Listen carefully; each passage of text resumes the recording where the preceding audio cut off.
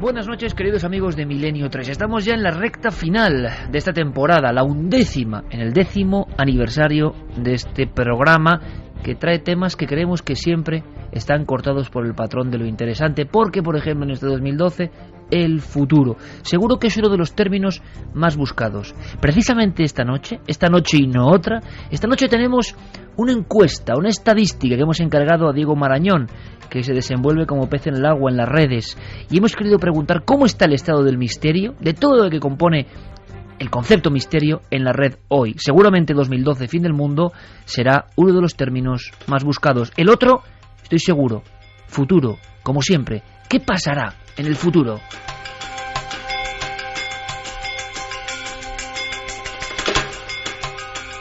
Porque desde el principio del tiempo, desde esas cavernas que siempre comentamos como epicentro y quizá raíz de todos los misterios, el hombre quiso saber cuál iba a ser su devenir, qué iba a pasar más allá.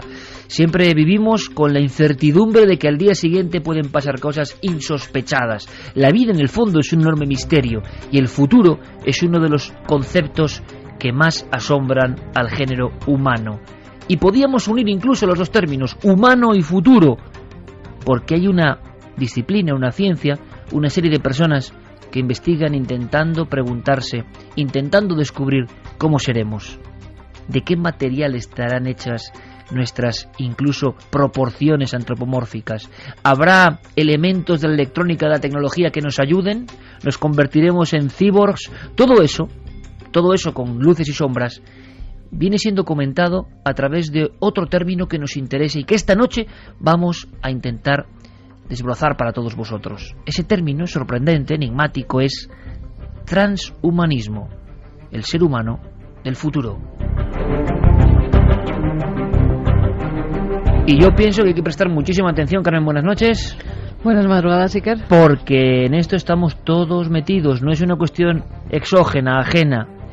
Hay cosas que si contásemos a tu bisabuelo o a mi bisabuelo, bueno, no lo creerían, imposible tener esta misma pantalla aquí enfrente, pero cosas ya que incluso forman parte de nuestro cuerpo y de nuestras posibilidades. Se habla de inventos increíbles, se habla de la visión casi de Superman, se habla de memorias acoplables a nuestro cerebro para saber todos los idiomas, todos los conocimientos, se hablan de trajes que parecen propios de los superhéroes, y todo eso que nos parece ahora increíble es igual de increíble que estas pantallas con información de todo el mundo hace 20 años. Sí, ¿qué está pasando? Algunos de ellos están ya aquí.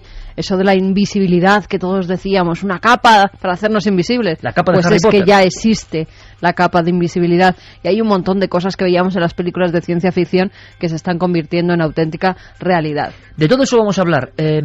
Precisamente en la radio, en otro lugar, en este programa Milenio 3, nació un concepto y un homenaje. Era visado para el futuro. Repentinamente yo recordé las emisiones ya de los años 70 de un maestro de la televisión, Luis Miratvilles, que hablaba de eso, visado para el futuro. De ahí Santiago Camacho, con su habitual inteligencia, construyó una sección de televisión donde íbamos contando lo que estaba por venir. Y era sorprendente, era alucinante. Lo que estaba por venir superaba en muchas ocasiones a cualquier tipo de historia fantasmagórica, y sin embargo muchas eran científicas. Esta noche hablamos de transhumanismo y hacemos este especial Ciencia y Misterio visado para el futuro.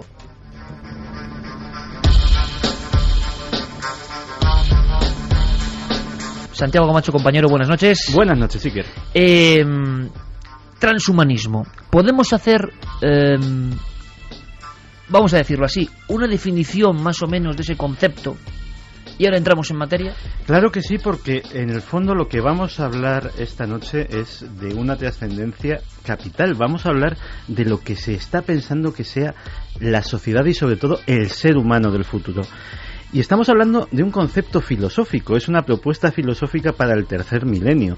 Estamos hablando de que la historia de la filosofía no se acaba en el siglo XX con el existencialismo o el materialismo histórico o el positivismo, sino que en este siglo XXI también han surgido y van a surgir nuevas tendencias filosóficas que intenten modificar al ser humano y a la sociedad.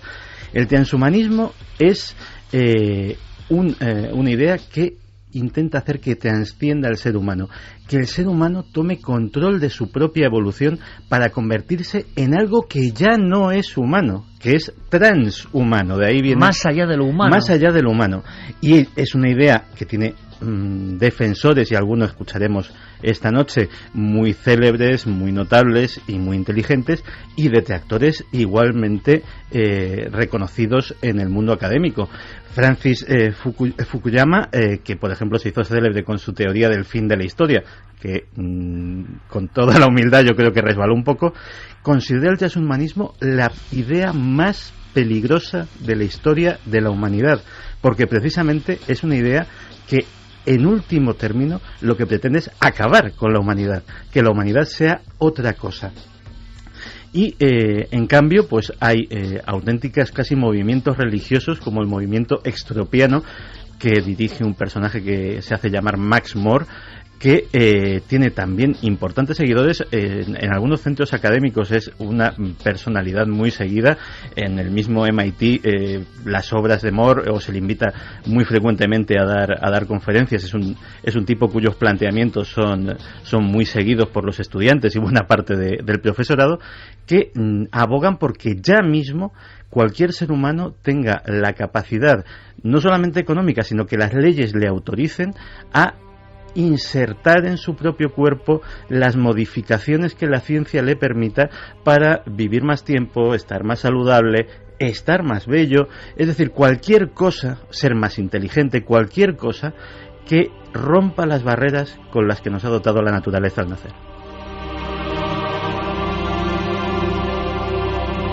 Con Carlos Largo, Fermín Agustí y Jorge Martínez a los mandos de esta nave de sonidos y nave de profecía hacia el futuro, en este caso de visado hacia el futuro. El hombre es hijo de la naturaleza y el hombre llega a tener tal inteligencia, tal poder, que comienza a cambiar los designios naturales. ¿Es bueno o es malo? Hay una charla también filosófica en todo esto, evidentemente, que intentaremos tener. Es un programa muy especial porque desafiaremos a la muerte. Todos los seres humanos tenemos dos certezas únicas en nuestra existencia: que nacemos y que un día moriremos. Todo lo demás es incógnita. Pero la ciencia nos hará prolongar casi de forma eterna nuestra vida. El elixir de la eterna juventud científico existe. Tendremos capacidades, desafíos que hoy nos parecen increíbles. Bueno, creo que el programa va a ser una auténtica aventura.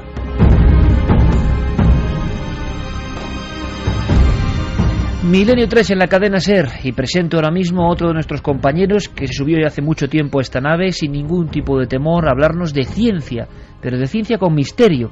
Y así como es José Manuel Nieves bestia negra, muchas veces defendiendo sus postulados como debe ser para muchos creyentes, yo creo que es un elemento y un pilar importantísimo, porque la evolución de este programa hace que tengamos que tener todos los pareceres. Claro, siempre desde el respeto y siempre desde la conciencia de la emoción por investigar.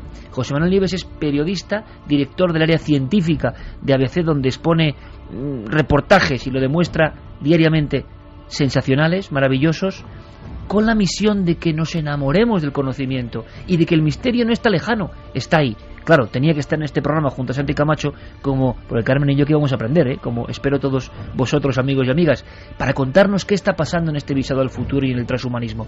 José Manuel, ya casi terminando temporada, ha sido un placer compartirla contigo. Igualmente. Un fuerte abrazo, bienvenido. Muchas gracias, buenas noches, Iker. Porque muchas veces, y está pasando, los temas de la ciencia, cada vez que teníamos una imagen a veces un poco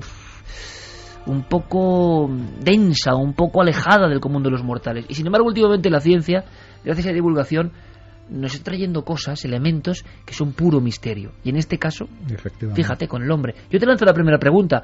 ¿Tú crees que lograremos el reto, el gran reto de la naturaleza, de la muerte? ¿Lograremos retrasarlo o incluso, dicen algunos, superarlo? Mira, yo creo... Esto del transhumanismo, que es una corriente filosófica, como ha explicado Santi perfectamente, ¿no? Yo creo que estamos siendo mejorados prácticamente desde que existimos como especie, y estamos siendo mejorados de dos maneras.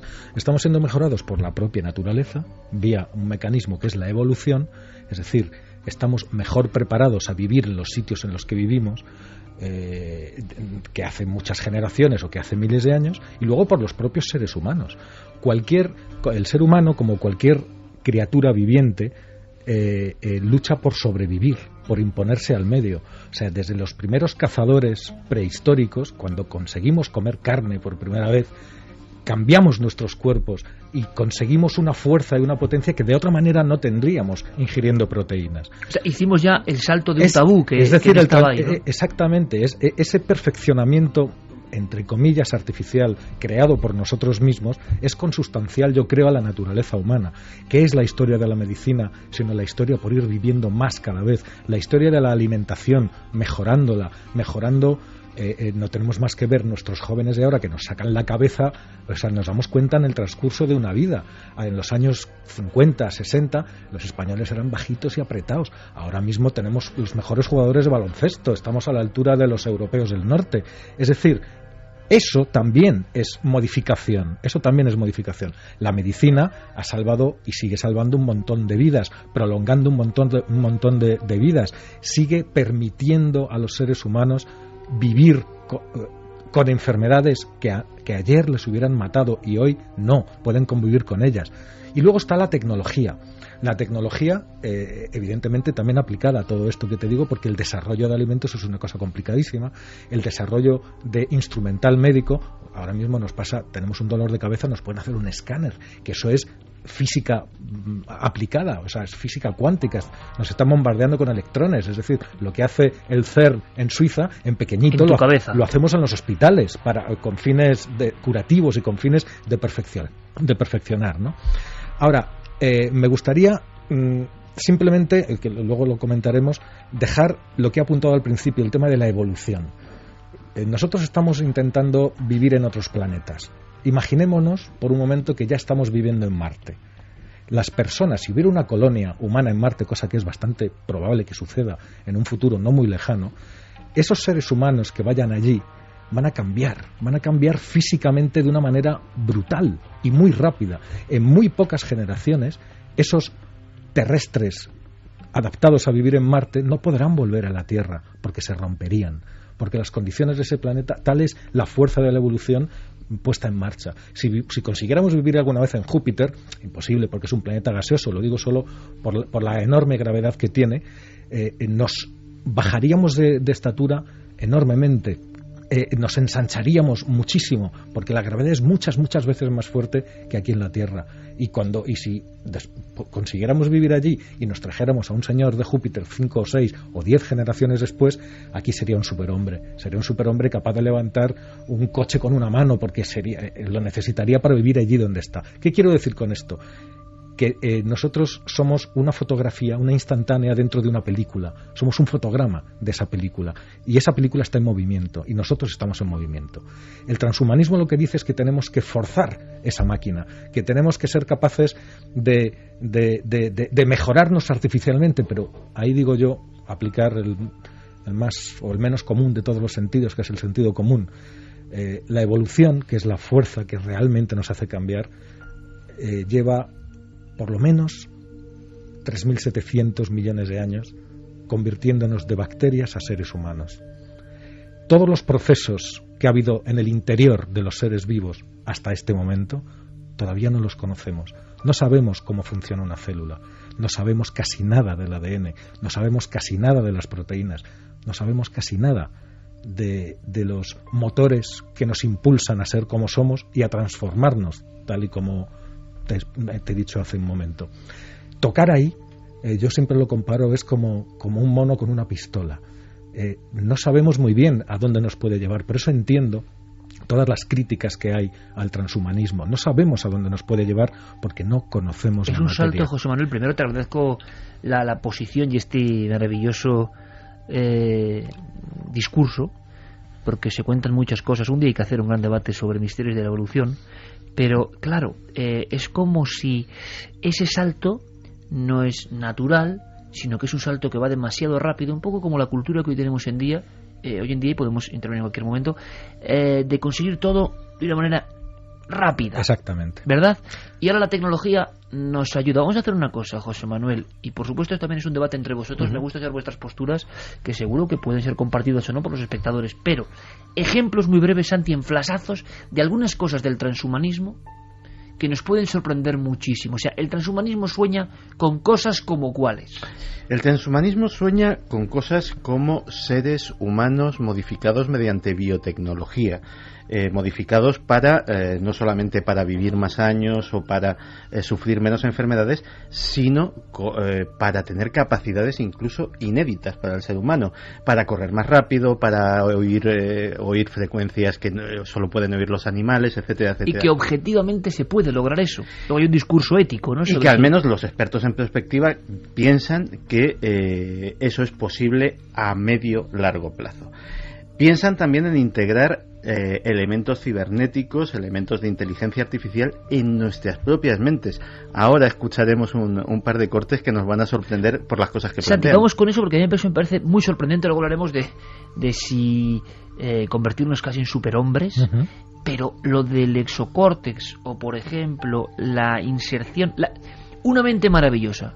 Que cualquiera de nosotros tenga una mente de verdad con fenómenos que ahora mismo serían del ámbito de la parapsicología, con poderes de telepatía real o aprendizaje en X segundos de todo un contenido. Todo eso está pasando y es una de las banderas, y esto es sorprendente. Sí, porque básicamente todos, por ejemplo, dicen los transhumanistas, ahora mismo hace unos años llevábamos una PDA, muchos de nosotros, ahora la práctica totalidad llevamos un smartphone, un teléfono inteligente, en el cual hemos volcado mucha de nuestra vida, al cual confiamos parte de nuestra memoria, no solamente nuestra agenda telefónica, sino a veces, pues si te gusta el cine, no tienes ya que memorizar en qué actor salía en qué película, directamente en tu smartphone dices, mira, este salía en esta y en esta. No te molestas, está empezando a modificar nuestros hábitos de memoria. Claro, porque lo tienes en la mano, que es un salto tan impresionante. Yo me acuerdo hace poco tiempo en una comida con un amigo precisamente de esto. Estábamos hablando de no sé qué cosa de teatro y de repente, pum, inmediatamente pues eso, coges el teléfono y lo miras tal, y nos quedamos mirándonos un momento dado y nos dijimos, se llama Fernando, Fernando, ¿tú te acuerdas de cuando teníamos dudas? Oh, qué bueno eso. Sí. Pero cuidado con ese salto, José Manuel, y le hemos hablado muchas veces, ¿verdad, Carmen? En la mano, entre comillas, ¿servirá de algo memorizar, como nos han enseñado a todos nosotros algunas cosas, cuando en la mano, en un dispositivo portátil, va a estar un porcentaje amplio de casi todo con un clic? Sí, la humanidad no se ha enfrentado jamás a eso. Es posible que eso lo puedas grabar dentro de un chip e insertarlo en el cerebro. De hecho, ese es el planteamiento. Se están haciendo cosas. Ahí va yo, a que la PDA, a que el smartphone termine dentro de tu mente. Pero fíjate, volviendo a ejemplos cotidianos como el que ponía José Manuel, claro, está muy bien mirar la alineación de un equipo de fútbol, el resultado de un partido, el reparto pero ¿cuántas veces los cuatro que estamos ahora mismo sentados a la mesa hemos estado compartiendo una comida con alguien? Y por la dinámica que sea, pues hay que pagar a escote. Y automáticamente, y es una cuenta sencilla, automáticamente alguien o varios sacan su teléfono móvil y ni se molestan en hacerla de cabeza, directamente esa capacidad de cálculo eso básica. Pasa en las escuelas también. Sí, se está perdiendo. Dejan hacer exámenes con calculadora y con la calculadora del móvil, exámenes de matemáticas. Pues mira, iba a saltármelo, pero os voy a pedir que me pongáis el corte 2. Os voy a presentar ya a uno que va a ser uno de nuestros cicerones en este camino. Raymond Kurzweil es un personaje notable a todos los efectos. Posiblemente, si la figura de Leonardo, tan querida por nuestro Javier Sierra, tuviera algún reflejo en la actualidad, sería la de este hombre. Es un hombre que es músico, que es escritor, que es científico, inventor, y una persona, posiblemente un gurú de la perspectiva. Muchas de las inspiraciones para hacer esa sección de Visado para el Futuro vienen de ideas de Raymond Kurzweil. Perspectiva es ir pensando en lo que está por venir, ¿no? Efectivamente. Para que te hagas una idea, él inventó el primer sintetizador, el primer sampler que sonaba realmente. Si querías un violín, sonaba violín. Si querías un piano, sonaba piano. Él inventó la primera máquina de lectura para ciegos, que ponías una página y te leía la página. Claro, enseñaba, decía, la primera tiene este tamaño, y era una fotocopiadora. Ahora ya hemos hecho un programa para un smartphone. Pues este hombre es uno de los grandes defensores del transhumanismo, y sobre todo tiene una teoría que es la más controvertida en este campo, que es lo que él llama la singularidad. Él cree que el desarrollo científico y sobre todo el desarrollo tecnológico, y dentro de la tecnología el desarrollo informático y de la inteligencia artificial, va a ir escalándose a una velocidad en proporción geométrica superior, y que en 2040 más o menos va a ocurrir un acontecimiento que él denomina la singularidad, que es que la inteligencia artificial posiblemente se equipare o supere a la humana, las máquinas se puedan empezar a diseñar y mejorar ellas mismas, y haya una especie de unión hombre-máquina que cambiará el mundo para siempre. Vamos a escucharle un segundito y hablamos sobre el concepto. Ya hay personas que son cyborgs, que tienen máquinas en el cerebro. Por ejemplo, pacientes de Parkinson que llevan un dispositivo del tamaño de un guisante que sustituye las neuronas destruidas por la enfermedad y funciona como la región cerebral original. Y la última generación de este implante cerebral, ahora están en la 4ª generación, permite descargar nuevo software para el ordenador en el interior del cerebro desde fuera del paciente. Esto es absolutamente inconcebible para muchos, estoy seguro. Esto es alucinante, y yo tengo hace mucho tiempo la sensación de que vivo en un mundo cuyo vértigo me ha superado, que puedes emplear hábilmente algunas cosas, pero que otras ya te han superado. Este programa es muy importante, el programa de esta noche es muy importante porque lanzamos la baraja hacia el futuro con cosas que, como creyeron muchos y luego se demostró, no son ciencia ficción, van a pasar. Ahora bien, el salto ese, José Manuel Santi, de insertar, hay algo que no acabo de entender, ¿cómo se interconecta una cosa biológica, es decir, una neurona de nuestro pensamiento, a un contenido tecnológico? Bueno, dos neuronas entre sí se conectan mediante electricidad, o sea que es muy sencillo. O sea, es energía eléctrica. Las neuronas, cuando hacen sinapsis, lo que están haciendo sinapsis es la unión de una neurona con otra a través de los dendritos, que son los filamentos que salen de la neurona y que se conectan en una red neuronal.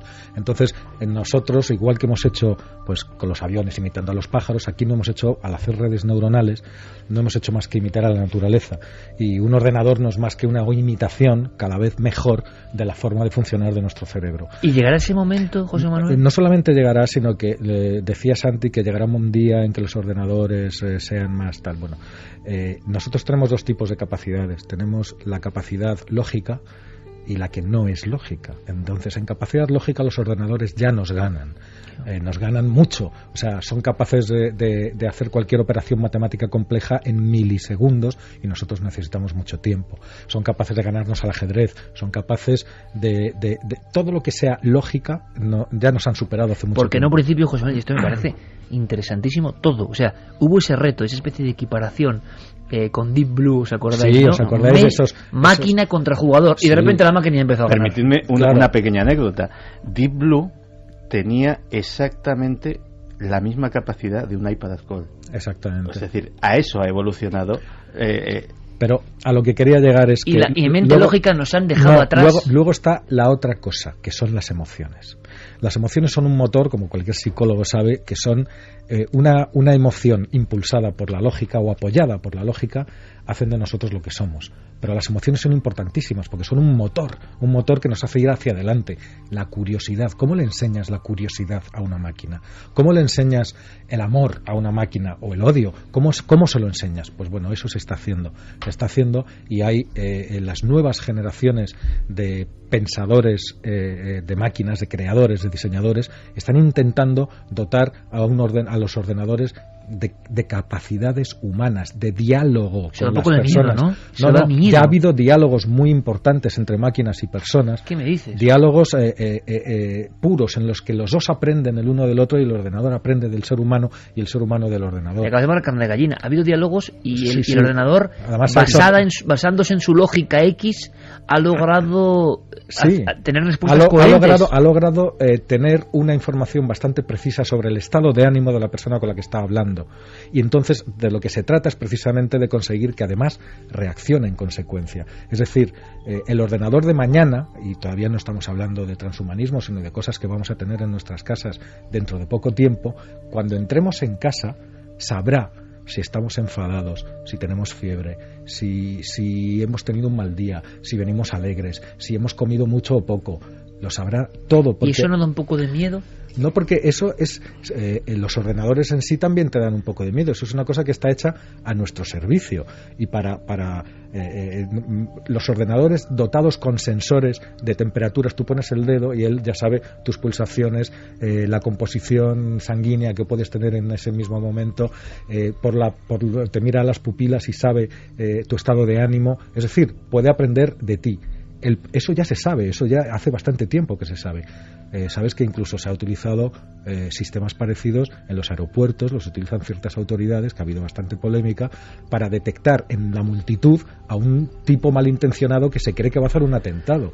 Eso en los aeropuertos, en muchos aeropuertos europeos y norteamericanos, eso funciona ya. Funciona a través de una cámara, sencillamente. Hay detectores de mentiras por expresiones faciales, por gestos de los ojos, por sudoración, por una serie de indicadores que te dicen: a este tío deténlo y pregúntale, fíjate, porque es sospechoso. La semana pasada presentaban un robot que comenzaba a hablar. Vamos a ver, le enseñaban a hablar, era como si tuviera entre 6 y 12 meses, y entonces ese robot, según las palabras que tú le dijeras, él no tenía nada programado. Según lo que tú le dijeras, él iba haciendo sílabas y uniendo palabras, empezaba a hablar como un bebé, aprendiendo como un bebé. A eso voy precisamente, pero no solamente entonces, que las máquinas sean capaces de leernos nuestro lenguaje gestual, nuestras características físicas y eso ya se sabe, eso ya se hace. Ahora lo que se está intentando es ir más allá, que la máquina sepa interpretar eso y responder a eso, y no solamente de una forma fría y mecánica, sino cambiando la interfaz, es decir, con un rostro humano que sea capaz de hacer expresiones. Hay toda una línea de investigación que ya en se robótica, ha presentado además un robot humanoide que pone los mismos. Tiene hasta la barba. Lo hemos visto en la tele, un robot hablando con una niña, y la niña no sabía que era un robot. Claro, hay una frontera que la niña no sabía que era un robot. Sabía que era un robot. Hay una frontera que hay un par de escenas has contado que me han puesto los pelos de punta, Pues espera, que está gorda. Hay una frontera que todos los informáticos consideran que será cuando se rebase ya ese nivel, que es lo que se denomina el test de Turing. El test de Turing lo diseñó Alan Turing, que es uno de los pioneros de la informática, y era básicamente que decía: si un ordenador puede engañar a un 30% de las personas que interactúan con él y creer que están chateando, que están hablando con una persona, básicamente esa inteligencia artificial se puede considerar genuina, se puede considerar auténtica inteligencia, porque ha pasado ese baremo. Todos los años se convoca un premio bien dotado económicamente, al que informáticos de todo el mundo llevan sus prototipos, llevan sus programas, para someterse a el escrutinio de una serie de expertos y ver si consiguen, de expertos muy versados, que se saben todas las trampas y de hecho les mezclan humanos para hacer la prueba. Pues bien, en la última edición el 26% de los expertos fueron engañados. Quedó solo un 4% para pasar la barrera en la cual esa inteligencia artificial se puede considerar genuina.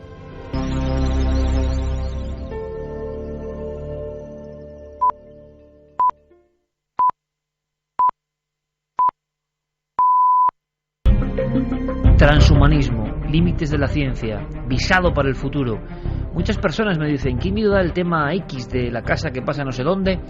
O el aparecido. No, a mí esto es lo que... Ha habido 2 o 3 escenas ya que, como soy humano, y seguramente humano primitivo comparado con lo que estamos contando, a mí me ha producido un escalofrío un par de cosas que han comentado nuestros amigos. Y nosotros vamos a seguir, hay que saberlo todo de este campo maravilloso y a la vez terrorífico. Porque José Manuel nos contará, José Manuel Nieves, el umbral también, ¿no? Hay un momento en que una cosa es aprovecharse de lo externo y otra es, ¿verdad, Santi? Implementar eso o convertirnos en híbridos entre tecnología y carne. Pequeña cosa. Me decía Carmen, a través de un aparato tecnológico, esta tableta que ya forma parte de nuestras vidas, como para explicárselo a los antiguos, ¿no? Y todo en un dedo. Como decía José Manuel, cuando teníamos dudas, ¿no? Ahora pulsa a Carmen con su huella dactilar y sale una información donde hay dos hombres, parecen dos hombres, pero no lo son. Gemelos. Y es como una foto muy gráfica para lo que estamos contando. Sí, además el titular dice robot humanoides listos en 10 años. Pues Henry Derchafe es este señor que ha hecho un clon de él, un robot humanoide, pero hasta tal punto es tan exacto a él que le ha puesto a dar una conferencia como si fuera él, y los alumnos no se han dado ni cuenta, tan solo dijeron que estaba un poco rígido su profesor aquella tarde. Pero nada nadie más. supo la verdad. Nadie supo la verdad. Ha hecho la piel exactamente igual, con las mismas arrugas que él. Han puesto pelo a pelo de su barba, ¿Y la pelo voz? humano. ¿Ha dado Y la una voz charla? lo mismo, ha dado una charla. Lo cual no dice mucho de la atención de los alumnos, por cierto. Bueno, José Manuel, pero es que risas luego, aparte, sí, pero es es que luego nos impresionante. puede ocurrir, Sí, que es sí, que sí. no ha habido algún Claro, robot pero de decía estos. que lo ha probado también, por ejemplo, en reuniones donde la gente sabía que le ibas a presentar un robot y que han entrado, han saludado a los No, dos y no sabían puede cuál ser. era el Mira, robot. No, de en hecho, Japón- hay un experimento Sí, no puede que es ser. el Cyberlover. Crearon un programa que se hacía pasar por un chico o una chica y que se metía en chats de gente buscando pareja. Arrasó, o sea, persona a la que tocaba, persona que se la llevaba de calle. Era una cosa absolutamente increíble y ninguno de los que estaban chateando con esa Y persona no era humano. Y no era humano, sospechaba que estaba Mira, hablando los con que una están máquina. más versados o los que están más emocionados con esto son los japoneses, que tienen dentro de su cultura, yo creo que serán los primeros en tener robots domésticos, en tener robots para todo y en enviar sustitutos robots a determinadas tareas que en lugar de uno mismo, ¿no? Y entre las investigaciones para la conducta del robot, para cómo se tienen que portar, están sometiendo a una serie de robots de última generación a charlas. Charlas, pues es como, pues sabes cuando la típica imagen del psicólogo que se sienta y hace una terapia de grupo en el que todos van contando sus experiencias y van preguntando y tal. Bien, pues están haciendo eso con los robots, mezclándolos con humanos, para que vayan absorbiendo y viendo las reacciones y ven cómo se comportan en ese entorno psicológicamente humano. Pero José Manuel, esto que está pasando está dejando atrás Pero- a películas bastante recientes sobre el hipotético mundo de Yo Robot, y están dejándolo atrás ya. Bueno, yo no diría tanto porque lo que están es lo que te decía antes, estamos en términos generales, ¿no? Los humanos estamos enseñando a los robots a sentir. Luego tienes toda una parafernalia de películas y libros de ciencia ficción que te dicen lo que podría pasar cuando eso Sí, suceda, ¿no? la eterna rebelión, ¿no? Sí, que sí, claro, el adolescente que se revela, que es una cosa normal, cuando ellos lleguen a la edad, a la etapa de adolescente y se rebelen contra sus creadores, contra el padre, ¿qué tal? Tenemos el cine lleno, ¿no? Pero a lo mejor no es necesario llegar a eso, pero que de lo que no me cabe ninguna duda, porque además ya lo tenemos ahí, y hay incluso algún laboratorio sobre robótica y sobre inteligencia emocional de robots muy bueno en España, hay alguno muy bueno en Barcelona, que si quieres podemos hacer alguna cosa con ellos, ¿no? Que están enseñándoles emociones a los robots, emociones, a controlar sus emociones, a medir sus emociones. Pero claro, José Manuel, permíteme, esto es como el gran salto que pensábamos inconcebible en nuestro sentido espiritual y ético. ¿Por qué? Tú lo has dicho muy bien al principio, la lógica. En lógica nos superan ampliamente. Claro. En prestaciones nunca vamos a correr como un coche ni a pensar como un ordenador.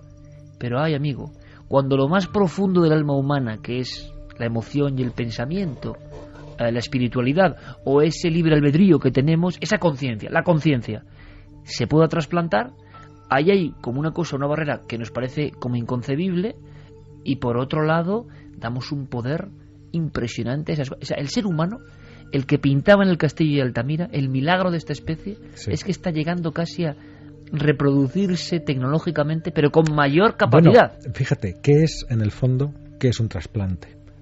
Un trasplante de órganos. ¿Qué es ponerte un corazón que no es el tuyo? Para que te sigas viviendo. De acuerdo, que eso no es tecnológico, pero ¿sabes la tecnología que hace falta para hacer eso? ¿Qué es coger la piel de un animal y ponerla en lugar de la tuya porque te has quemado el 90% o el 80% del cuerpo para que sigas viviendo? O sea, ¿qué es todo eso? ¿Qué es hacerte una transfusión de sangre, de ese fluido vital sin el cual no podemos hacer absolutamente nada? O de médula ósea, más todavía. ¿Qué es todo eso? Esos son formas... es verdad que son orgánicas, pero no tienen por qué, aun siendo orgánicas, no tienen por qué ser menos transhumanistas. Es decir, tú vete a la Organización Nacional de Trasplantes y te pueden enseñar centenares de personas que estarían muertas si esto no hubiera sucedido, si no se lo hubieran hecho en algún momento. Nada más España es muy activa en eso.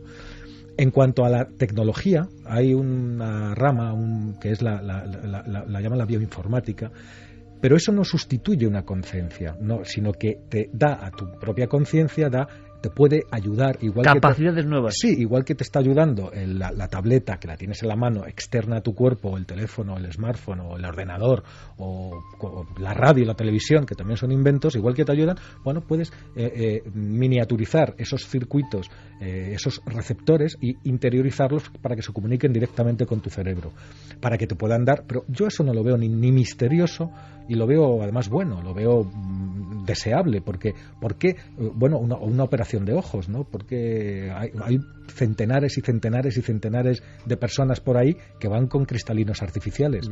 Yo soy uno de ellos, por ejemplo. Yo no vería nada si no tuviera cristalinos artificiales, porque esta cosa del periodismo pues te quema la vista, y yo la tenía quemada desde hace ya unos cuantos años, y como ves no llevo ni gafas, ni lentillas, ni nada. Eso es, he mejorado mis ojos, perfecto, y ojalá pudieras mejorarlos todavía mucho más, ¿no? Entonces cada vez habrá cosas que te ayuden a mejorar capacidades o a mejorar la memoria. ¿Por qué no la memoria? Aunque tenemos una memoria que es infinitamente superior a la de cualquier ordenador. Es decir, no hay ningún ordenador que sea capaz de procesar la complejidad que procesa el cerebro humano. Eso sí que es un enorme enigma, ¿no? Claro, hay más neuronas en el cerebro humano que estrellas en la galaxia, y eso es así por número, y no sabemos cómo interactúan entre ellas ni en base a qué patrones maravillosos. Por eso digo, y decía al principio, que a ver dónde tocamos, que cuidado dónde tocamos. Pero todo lo que sea bioinformática, es decir, utilizar tecnología para mejorar los miembros artificiales. Hace poco veíamos en todos los telediarios a un atleta ganando una carrera con piernas artificiales. Bueno, eso me parece maravilloso. Pero vamos a hacer una cosa, hagamos un salto de barrera, eso está claro, relativamente claro y aceptado, ¿no? También está clarísimo, claro, el enigma de la conciencia humana y de cómo es posible que todavía ni nos aproximemos a ese milagro extraño que hay ahí dentro y que de alguna forma surgió. Pero yo voy a que ese milagro extraño del cerebro y las neuronas, tantas como estrellas en la galaxia, se hiperconecten con un chip. Santi lo he contado de una forma muy gráfica y me gustaría que los oyentes lo supieran, porque yo ya lo sé, porque me lo contó. ¿Qué es? Imaginaste una tienda, fue absolutamente, yo creo que descriptivo. Una tienda donde nosotros dentro de X años entraremos a comprar ¿qué, Santi? Veremos una serie de pendrives, por ejemplo, ¿no? Sí, y podremos posiblemente comprar, vamos a verlo como una librería. Es una librería donde tú te compras un curso de piano, donde tú te compras un curso de inglés, donde tú te compras un curso de fontanería. El único problema es que no tienes que leerlo. Directamente eso podría ser un software volcado en tu mente, gracias a esos sistemas de bioinformática de los que nos estaba hablando José Manuel. Eso es lo que hacían en Matrix. Efectivamente, pero también eso puede conducir a nuevos peligros y hasta a nuevas adicciones sociales o nuevas formas de sociedad. Pero eso estamos en el umbral de conseguirlo, Santi, dispositivos para conectar memoria en nuestro cerebro. Se está trabajando. El gran problema ahora mismo es que Matrix es un buen ejemplo. En Matrix lo que se estaba pensando es en un enchufe, algo directamente que conectase el exterior con el sistema nervioso central y poder hacer ese volcado. Eso es dificilísimo. No imposible, o sea, se está trabajando en ello, pero dificilísimo.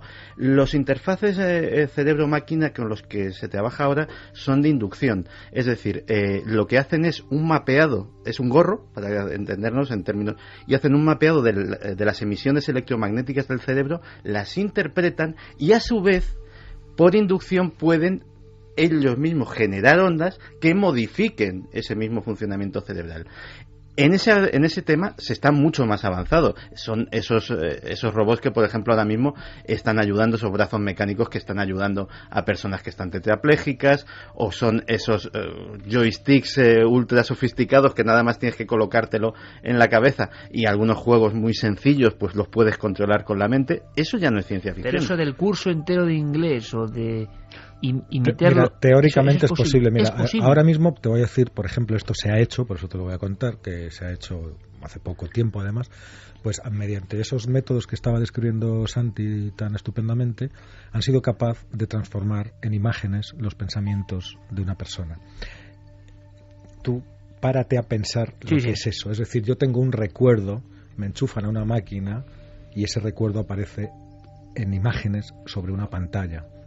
Sí, la pura ciencia ficción, tantas veces referida, bueno, pero tantas veces considerada imposible. Claro, entonces si tú eres capaz de interpretar esos impulsos eléctricos que están en tu memoria y de hacerlos revivir y de transformarlos en algo que sea inteligible para otras personas, utilizando los sentidos nada más, pues a través de ese mismo canal también puedes introducir otras cosas.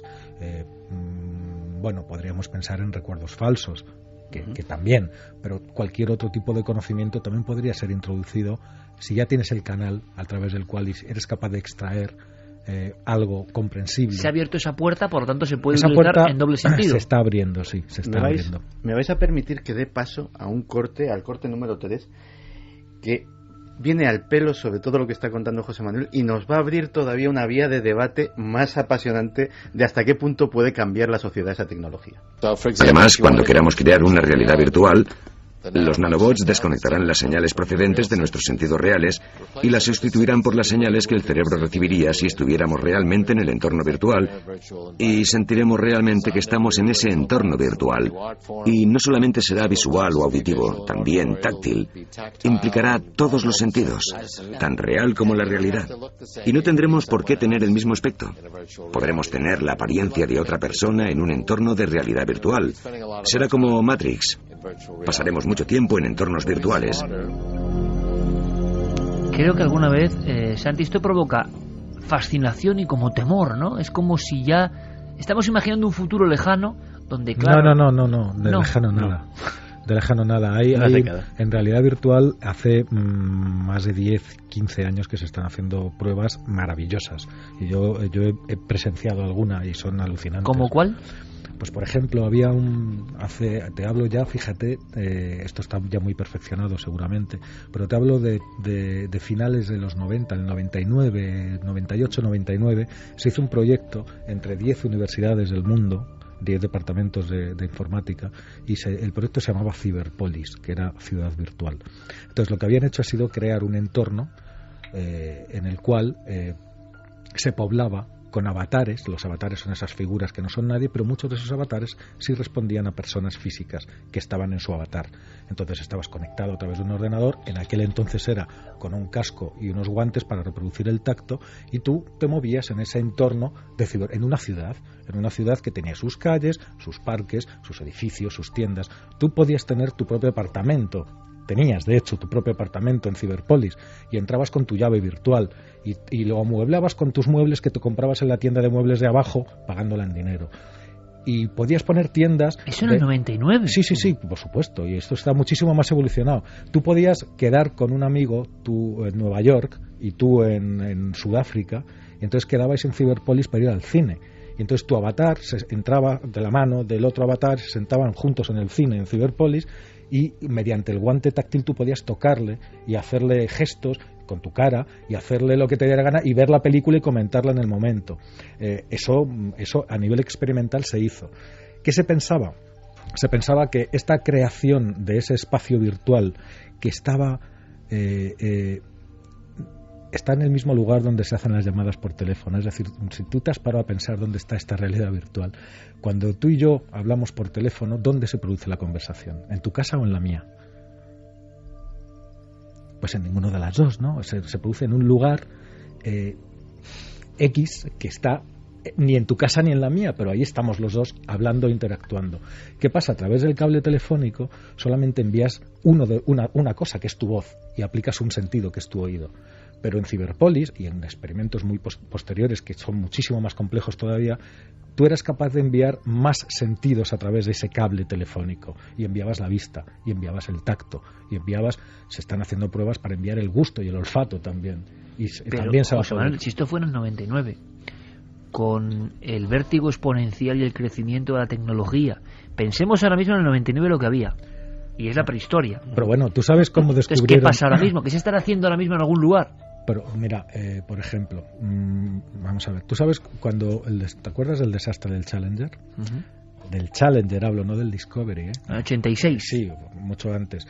Bueno, pues una de las cosas que hicieron para averiguar dónde estaba mal fue hacer un modelo virtual del Challenger y los ingenieros de la NASA, con sus cascos y su tal, se metieron en el programa, que era un calco exacto del transbordador espacial, y con herramientas, martillos, alicates virtuales dentro de un espacio virtual. Se metieron en la nada. Sí, se metieron en la nada y estaban dentro de la nave, que la podían ver, circuitos, exactamente todo, y descubrieron el fallo y lo repararon.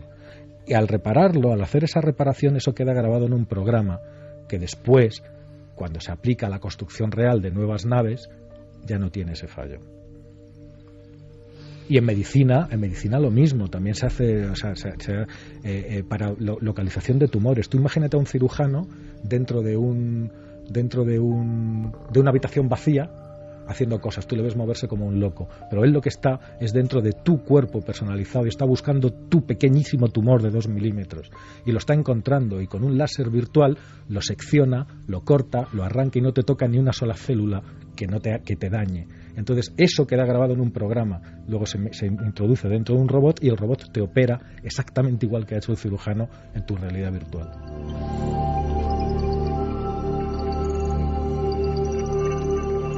Sin duda esta noche tan especial, en este visado para el futuro, habrá muchos ojos como platos en toda España y todo el mundo, pero claro, esto es una realidad, la estamos viviendo, aunque algunos no podamos. ¿Qué pasa? Que da miedo, en el corte que había puesto Santi antes decía que te desconectaban de tus sentidos. Es que y que tú tenías otra apariencia incluso. ¿Qué puedes hacer cuando tú ya no eres?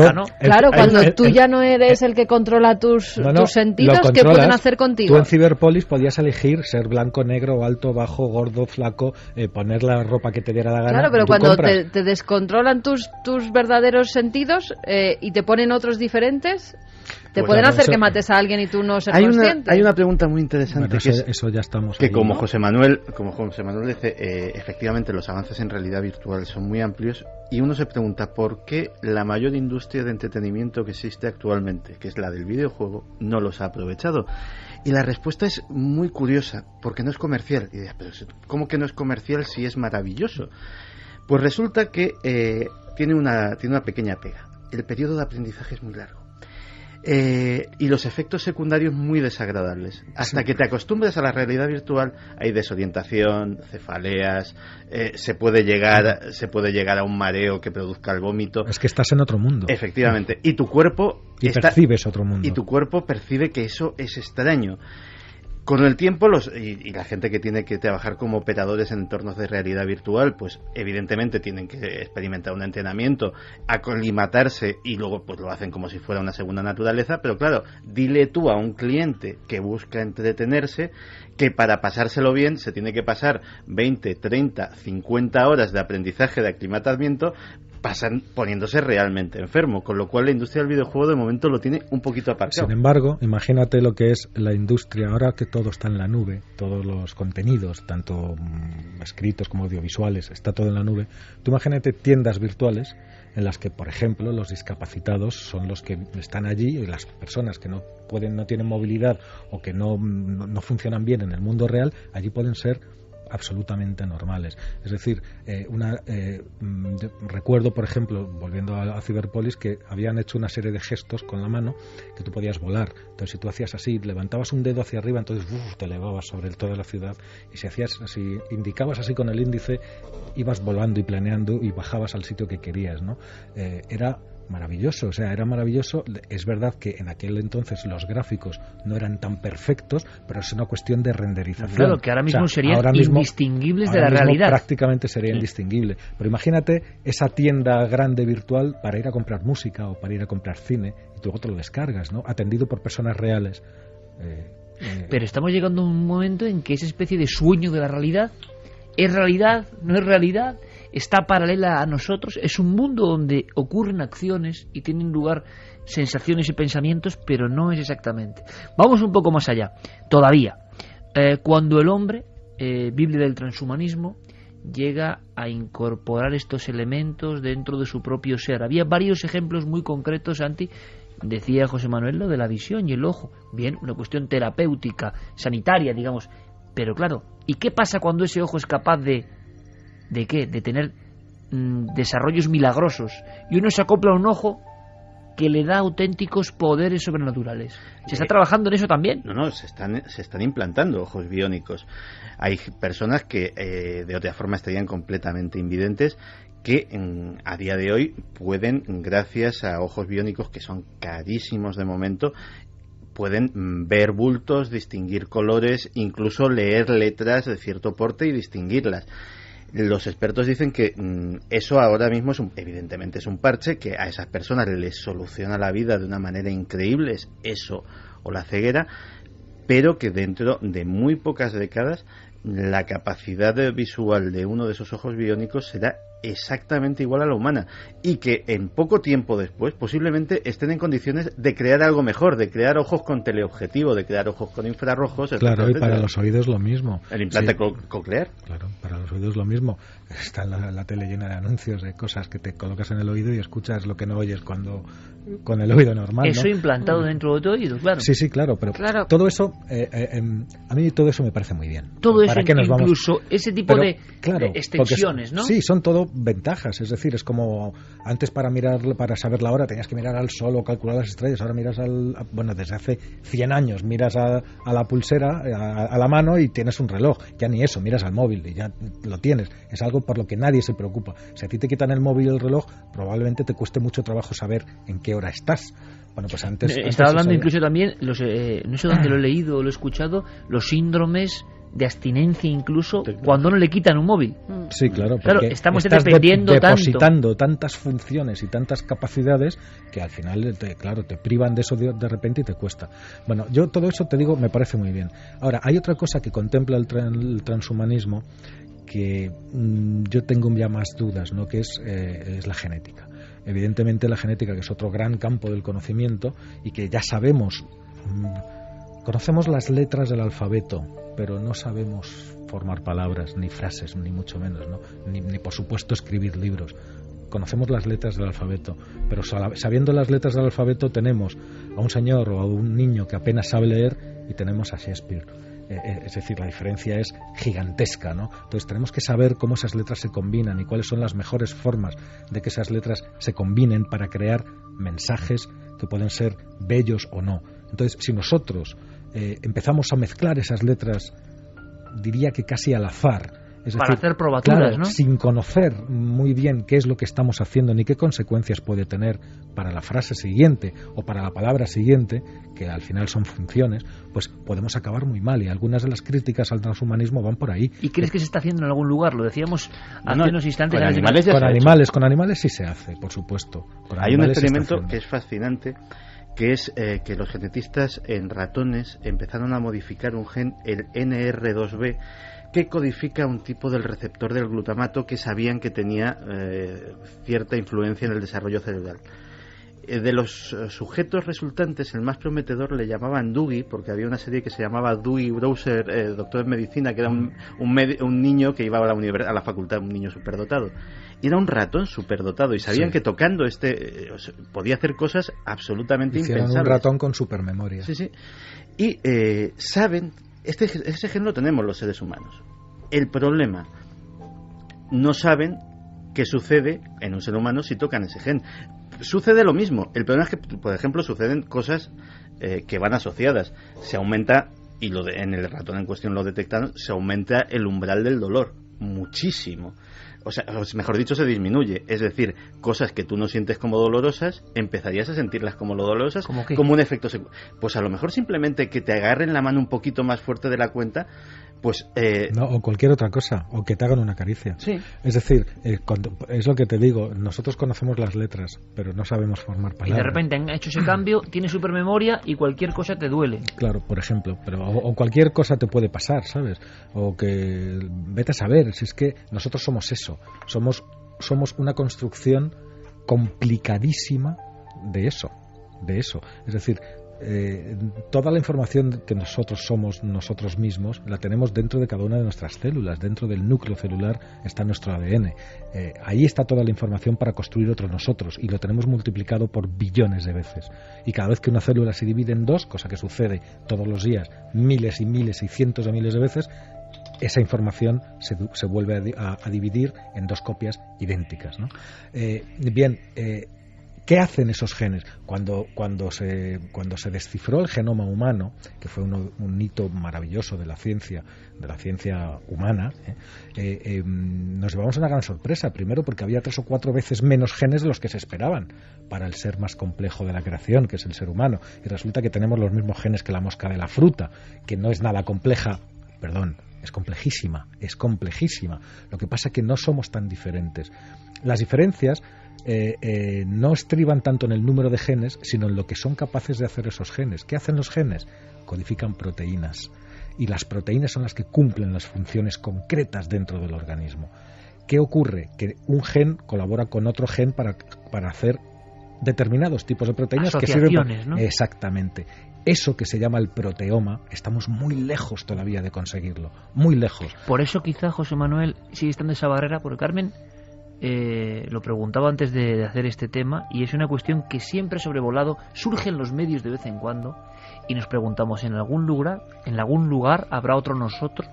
Es decir, el asunto de la clonación, hemos hecho algún programa hace muchos años ya, en estos 10 de Milenio 3, y como que desaparece, como que es políticamente incorrecto. Siempre preguntaba si en algún lugar habrá un clon real. Claro, porque yo creo que es que seguro que ya tiene que haber. Luego nos enteramos de los experimentos que hacen 50, 100 años después, que es cuando salen a la luz, y cuando en el programa lo hemos tocado muchas veces, qué burradas hacían, ¿no? Cortando las cabezas de los perros, implantándolas en otros. Bueno, es que, vamos a ver, no. Luego nos enteramos que pueden que estén ahora mismo experimentando con humanos lo que estamos hablando, y nos enteraremos. Es que perros, gatos y caballos ya se clonan. Y, claro, o sea, y a ti se te muere la mascota, quiero decir, es que precisamente la técnica es la misma, es decir, lo único que nos separa es una barrera ética. Bueno, y esa barrera es que hay mucha gente que no es ética. Yo, por desgracia, en eso también soy bastante pesimista, porque siempre que ha sido posible hacer algo, alguien lo ha hecho. Y somos así, los humanos. O sea, que puede haber clones reales, José Manuel, humanos en algún lugar. Yo no lo sé, pero que es posible, sí que es posible, porque ahora mismo, ya te digo, pagas $100.000 y el perrito que el típico perrito que se le ha muerto a la señora millonaria que no podía vivir sin él, pues se lo clonan y lo vuelve a tener otra vez, y eso lo están haciendo, ¿no? Y lo están vendiendo. De todas formas, nos implantan cosas en nuestro cerebro, empezamos a ser casi como máquinas. Y estamos hablando en otros programas de llamaradas solares que hace que los móviles se desconecten todos. Entonces, ¿qué haríamos? Nuestros cerebros se desconectan todos con una llamarada solar y todo se va al garete. Hombre, Tanta tecnología para nada. Empezamos a depender de ondas electromagnéticas sensibles. Porque es un problema que si nos lo encontramos ya con las máquinas que utilizamos, cuando lo tengamos dentro de nuestro cerebro, va a acabar con todos nosotros. Algunos pensarían en un mensaje postrero de la naturaleza, en plan Doctor Frankenstein, ¿no? Descontenta con la criatura. Hemos querido jugar a ser dioses y... Claro, ahora lanzo una llamarada y desconecto todo este mundo, tan frágil por un lado, tan maravilloso por otro, porque a mí me sigue sorprendiendo muchísimo, José Manuel Santi, que esta especie esté logrando estas cosas. Por ejemplo, yo muchas de las cosas que se están contando aquí no tenía conciencia de que estaban ya en marcha, y uno se queda absolutamente asombrado. ¿Sabes lo que pasa?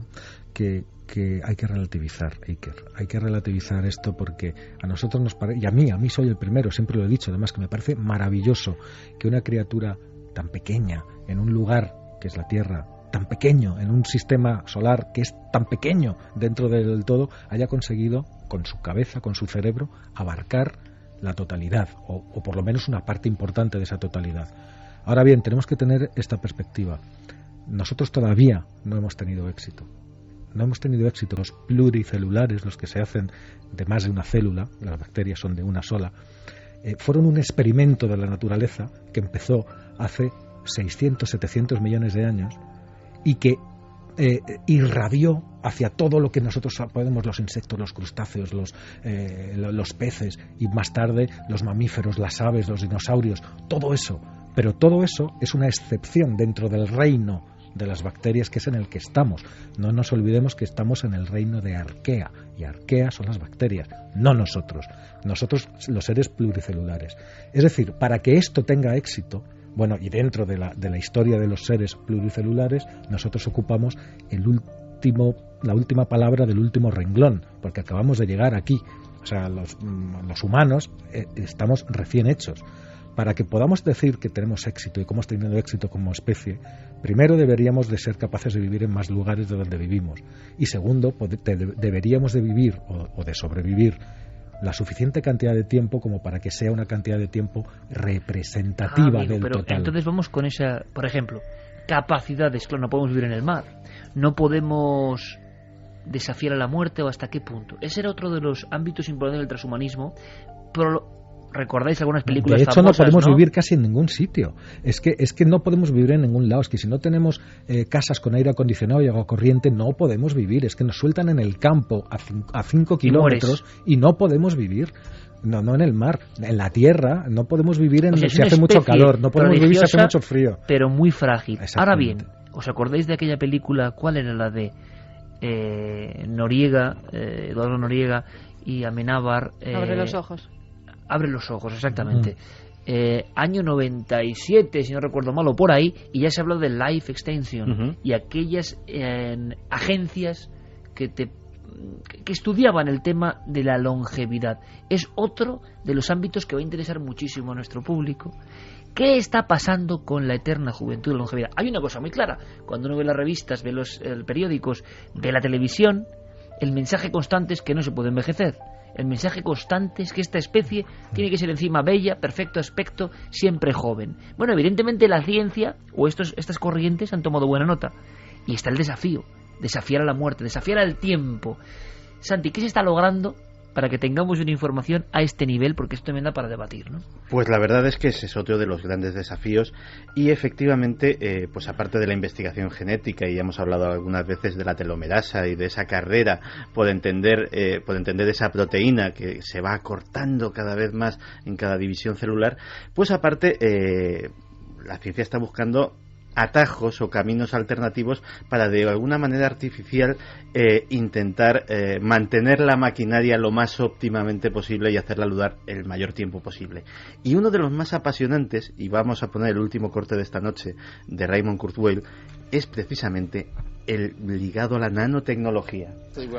Pero lo importante es que empezaremos a ponerlos dentro de nuestros cuerpos y cerebros para mantenerlos sanos. Tendremos nanobots, dispositivos del tamaño de glóbulos rojos que nos mantendrán sanos desde dentro. Si esto suena muy futurista, déjame decirte que hoy en día ya hay docenas de experimentos que lo han hecho con animales, con la primera generación de dispositivos. Los científicos trabajan para curar la diabetes de tipo 1 en ratones con dispositivos del tamaño de un glóbulo rojo. Pronto empezaremos a controlarlo. Hay ya un dispositivo de este tamaño que puede detectar las células cancerígenas y destruirlas.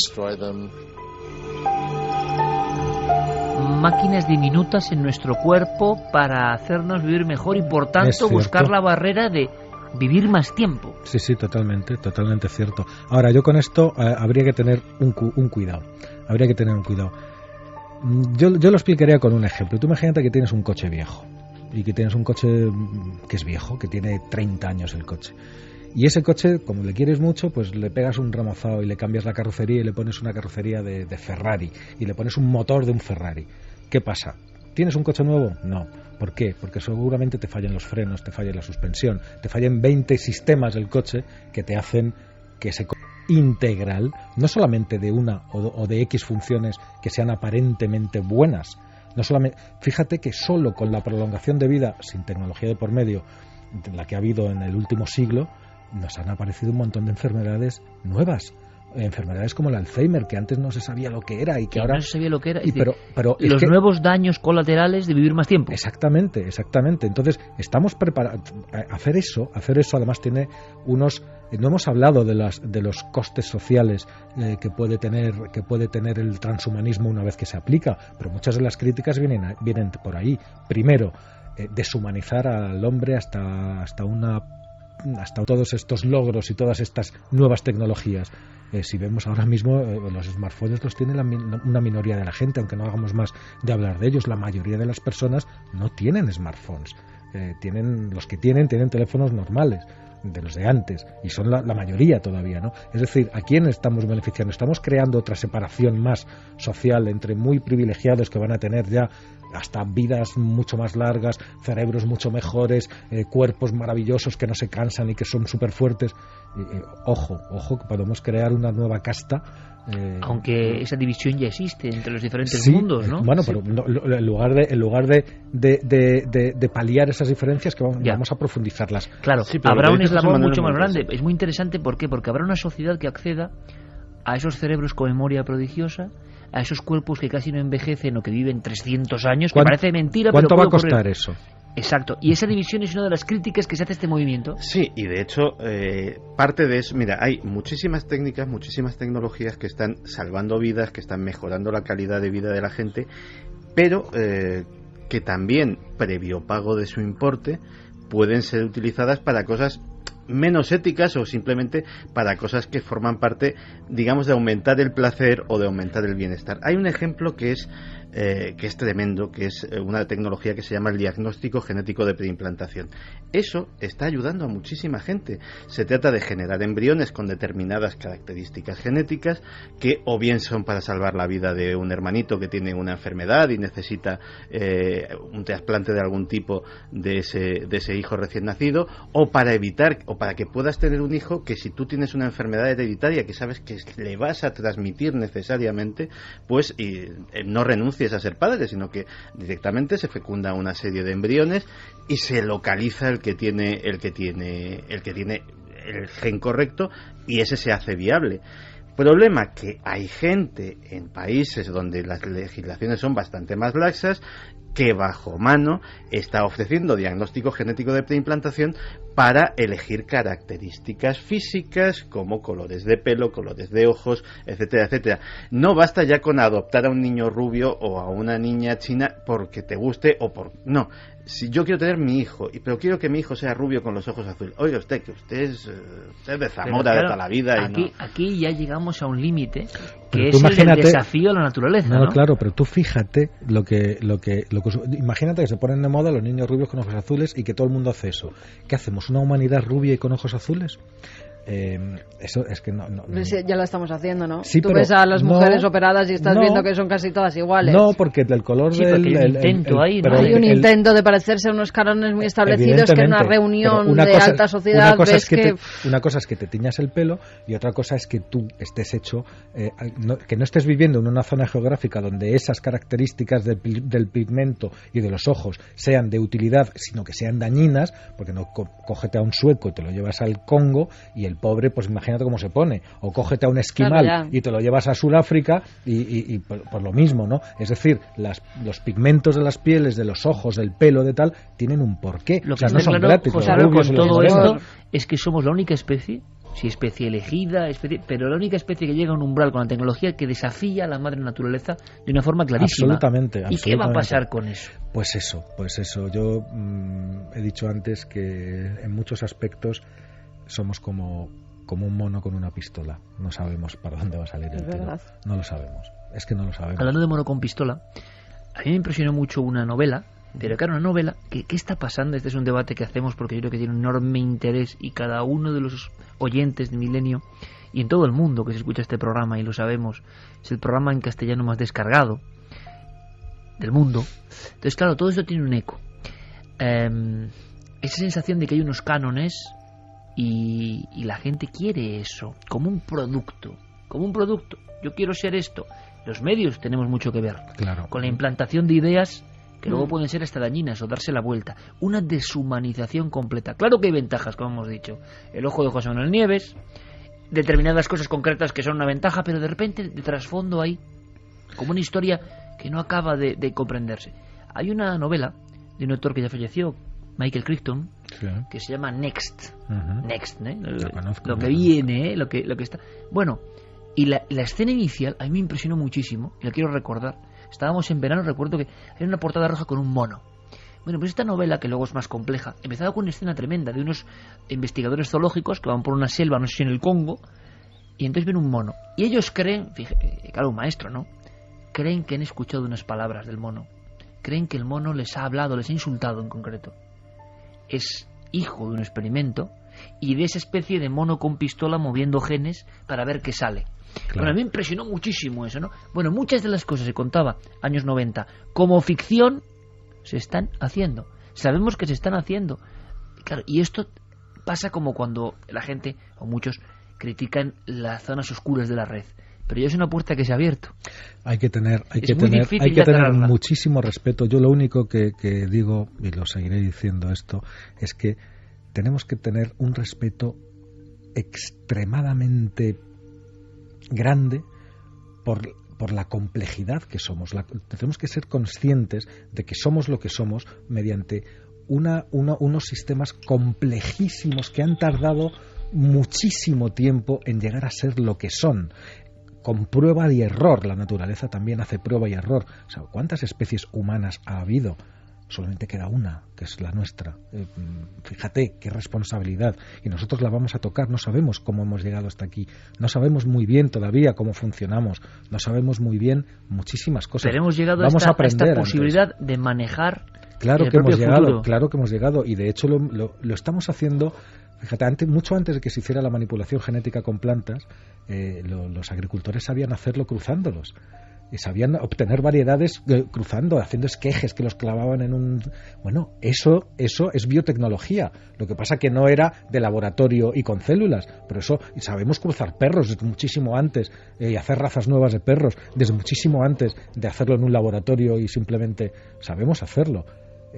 No lo hemos, y hemos, de alguna manera, también hemos desnaturalizado al hombre, porque le hemos quitado con toda nuestra sociedad, aparte, a medida que nuestra sociedad ha ido avanzando, le hemos ido quitando al ser humano sus capacidades de sobrevivir en la naturaleza. Y además hay una sensación, José Manuel, muy interesante, y ahora iremos con la parte más oscura quizá, o quién está siendo vanguardia en todo esto, que evidentemente hablamos ya del mundo militar también, ¿no? El mundo militar ha tenido, digamos, una unión con la tecnología, el transhumanismo, porque interesa también, vamos a ver en qué sentido, pero también está la sensación flotando, yo no sé si estaréis de acuerdo, de que en este mundo donde todo es producto, en este mundo donde todo es fácil, todo se compra, también queremos comprarnos a nosotros mismos, es decir, el niño rubio con ojos azules, sin saber que hay milenios, miles y miles de años y más de evolución, de complejidad, y queremos tener el producto de catálogo. Claro. Convertir la humanidad en una humanidad de compra por catálogo puede ser el peor error que ha tenido esta especie, y quizá ahí sí que haya un fin importante. Es una de las críticas precisamente al transhumanismo, ¿no?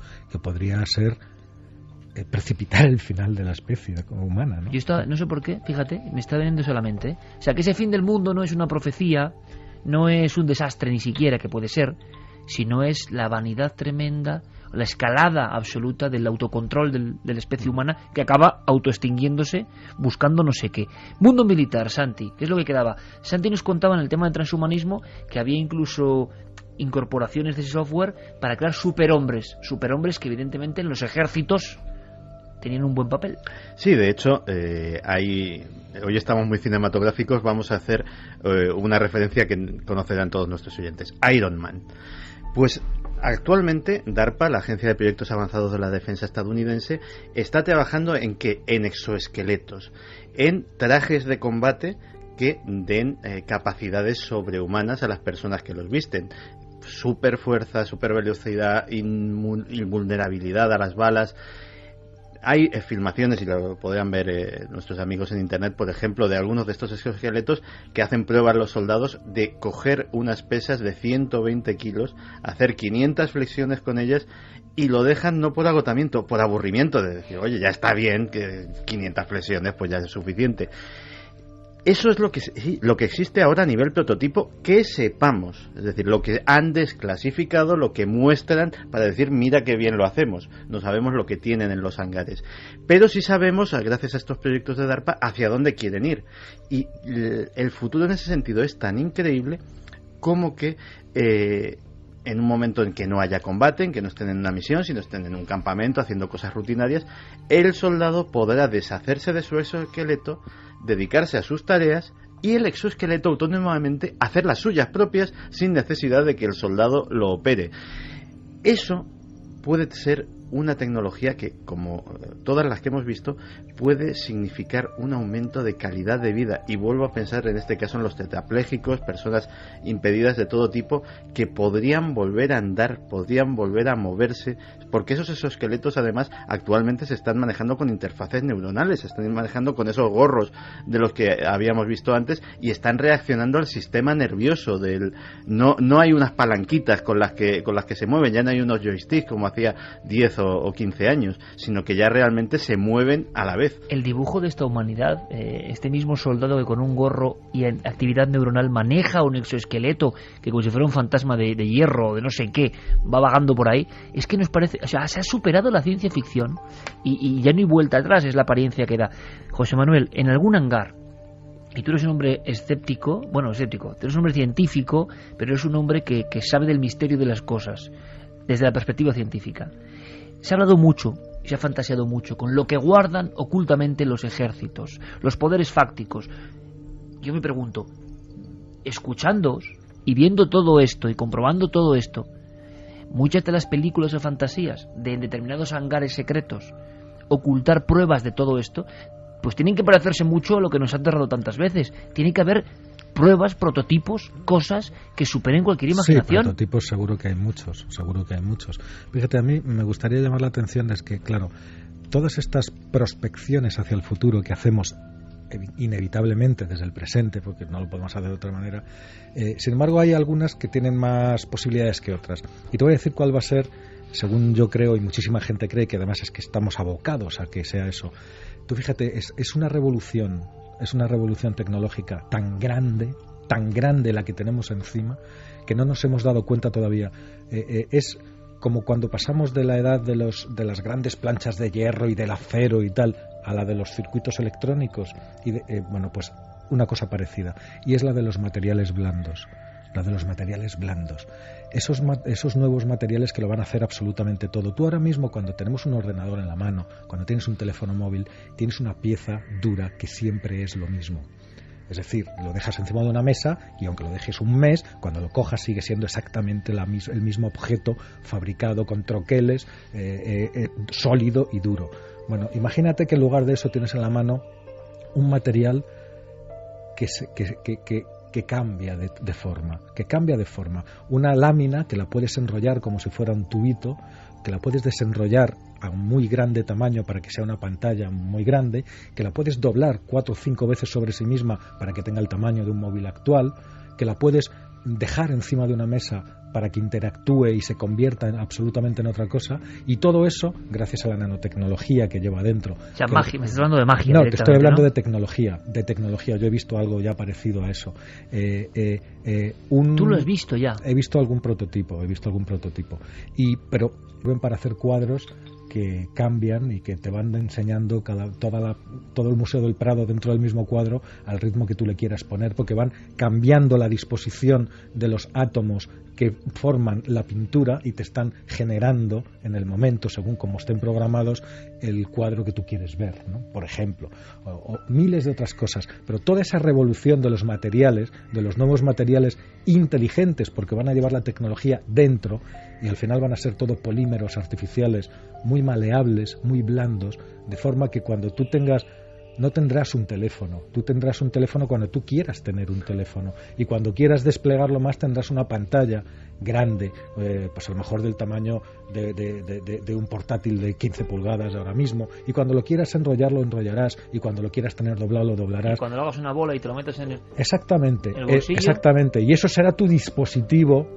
para todo, ¿no? Entonces, la ropa, tú no tendrás ya ni que comprar tallas, ni colores, ni nada, porque será la ropa inteligente que te dará qué aburrimiento. No, pero descarga el software y cambia.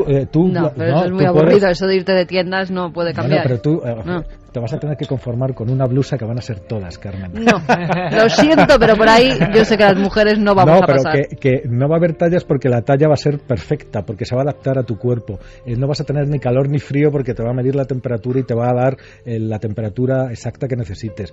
El color, el que tú quieras tener en cada momento, lo vas a tener con solo pensarlo probablemente, o hacer algún gesto. Con solo pensarlo. O el dibujo que tú quieras. Sí, exactamente. Entonces, toda esa revolución, es que, Iker, somos jóvenes, todo eso lo vamos a ver. Es decir, no es para dentro de tal, es que eso lo tenemos en las puertas. En una década estamos viendo esto que te estoy diciendo. En una década lo vamos incluso a comentar. Y yo lanzo otra pregunta en esta especie, nunca mejor dicho, visado para el futuro, que seguramente Carmen y yo, más como oyentes y muy interesados, pocas veces tantas sorpresas en un mismo programa, ¿no? Sorpresas hasta para los arquetipos de pensamiento que tenemos dentro, porque hay cosas que dices, es inconcebible, o sea, no puede ser, y te cuentan cosas que tú no estás preparado para entenderlas, pero ya están. Y la gran pregunta es, todo el mundo está muy interesado, 2012, fin del mundo, esa es la gran cuestión, ¿hacia dónde va esto? La opinión de nuestros dos expertos, ya casi como colofón. ¿Esto es hacia la gloria de la especie, hacia la supervivencia de la especie, hacia la coherencia de la especie, hacia la bondad de la especie que supera la maldad, o al revés, hacia la autodestrucción? Y una autodestrucción además muy gráfica, ¿no? Porque esto es como una bomba que al final no tiene salida si se utiliza para mal. Depende de nosotros porque vamos a tener las herramientas para hacer el mundo... Claro, depende de nosotros, ya lo sabemos, pero tu opinión personal, tal y como ves el panorama y lo que conocemos del ser humano. Personalmente puede traer una conmoción social increíble, es decir, por primera vez el ser humano va a tener la capacidad de modificarse como individuo, pero de modificarse como individuo a niveles muy íntimos, es decir, de dejar... Por ejemplo, de dejar de ser tímido o de tener celos tomándose una pastilla. Es decir, de modificarse lo que es... Tal vez cosas que no entendemos. En su propia esencia. No es posible, es posible. Sí, o sea, al final se acabarán localizando los neurotransmisores que determinan prácticamente todas las emociones y, yo quiero vivir perpetuamente enamorado. Pues posiblemente alguien lo sacará legalmente o como droga ilegal, un neurotransmisor que te tendría perpetuamente en ese estado tan bonito. Ilegal y penalizado mucho, tendría que ser, vamos. Sí, sí. hablamos de un cambio radical, no en tecnología, no en genética, un cambio en las leyes de la vida. En las leyes de la vida, pero es que hemos estado hablando de cosas muy físicas, pero por eso he puesto ese último ejemplo, es decir, no solamente de nuestro cuerpo ni de nuestro cerebro entendido como hardware, como maquinaria, sino de nuestras propias emociones. Posiblemente nos sucederá que dentro, igual que un ciudadano del siglo de oro, si se presenta ahora mismo en la Gran Vía, pues realmente posiblemente enloquecería. Yo creo que ese estado de confusión lo que ha hecho es acelerarse y que posiblemente si sin previo aviso, sin haber vivido esa evolución, nos colocan en la Gran Vía de dentro de 100 años, nosotros ya no seríamos capaces de entender absolutamente nada. Programa de filosofía de la ciencia y del futuro, y lanzando muchas ideas. El colofón, José Manuel, ¿hacia dónde va todo esto? Intuición. Sí, yo creo que estamos en el umbral de algo, de otro cambio, de ayudas, tanto tecnológicas como médicas, como biológicas, que nos pueden ayudar en ese camino. Yo siempre he sido muy optimista en cuanto a las capacidades de dar ese salto. Nos va a ir muy mal como especie y ya va a dar igual lo que seamos capaces de hacer, ¿no? Porque vamos a estar en un mundo yermo y muy desierto y muy muerto, ¿no? Entonces estamos en ese momento y toda esta tecnología, todo este transhumanismo nos tiene que ayudar, nos tiene que servir para ser mejores y hacer ese cambio radical que necesitamos para seguir en este universo. Desafiando la profecía. Nosotros hemos hecho este debate y esta puesta, este arsenal de nuevas ideas impresionantes. Nosotros no lo conocíamos. Estoy seguro que muchísima gente tampoco lo conoce. Son cosas que quedan como fuera, que aparecen de vez en cuando en los medios de comunicación, pero que no son muy habituales. No profundizamos en ellas, no tomamos conciencia de lo importantes que son y que ya están aquí. Fíjate, o sea, que aunque tú no quieras, ya están aquí. A mí con todo lo que han contado me ha llevado a pensar. Nosotros excavamos tumbas de hace 3.000, 4.000 años y nos encontramos con ajuares preciosos, llenos de oro, de momificaciones perfectas. Cuando abran nuestras tumbas se van a encontrar con silicona, con chips y con plástico. O sea, va a ser una conmoción total, ¿no? Pues sí. Fíjate, unas cosas tan bonitas que se descubren y las que se van a descubrir con toda la tecnología que tenemos nosotros. Unos dispositivos, seguro, que serán como un mensaje, como una botella de cristal hacia el futuro y que quizá no se puedan interpretar. La sensación es que estamos viviendo en un tiempo de aceleración, ¿verdad? Constante. El transhumanismo solo es una pieza más. Yo quiero agradecerte, José Manuel Nieves, pues toda esta temporada y la demostración gráfica. Ahora vamos con muchas más cosas que comentaré enseguida. Ahora viene Diego Marañón con su estudio y tendremos dramatización, o sea, un poco de todo, antiguo, moderno. La red es importante, haremos un repaso de los misterios en la red, ni más ni menos, que además indican muchas cosas y que generan mucho debate. Pero quiero agradecerte, José Manuel Nieves, que además hace poco hice mi propia estadística, y el doctor Cabrera y José Manuel Nieves y después Enrique de Vicente son los visitantes más asiduos de Cuarto Milenio esta temporada, hice la pequeña estadística porque vamos a hablar de estadísticas del misterio. Y eso significa que José Manuel, no solo como debatiente, sino como portavoz de la ciencia, pero con esta apertura de miras, con este entusiasmo, con esta sorpresa, esta fascinación, pues ha encajado perfectamente, y que la ciencia tiene sitio habitual en la nave del misterio, porque pocas cosas tan sorprendentes, tan maravillosas, tan misteriosas. Así que yo te agradezco toda la labor, José Manuel. Muchísimas gracias, y que continuemos y que desafiemos en la profecía, de verdad. Ahí estamos. Gracias, muchos más éxitos. Feliz verano, compañero. Feliz verano. Gracias.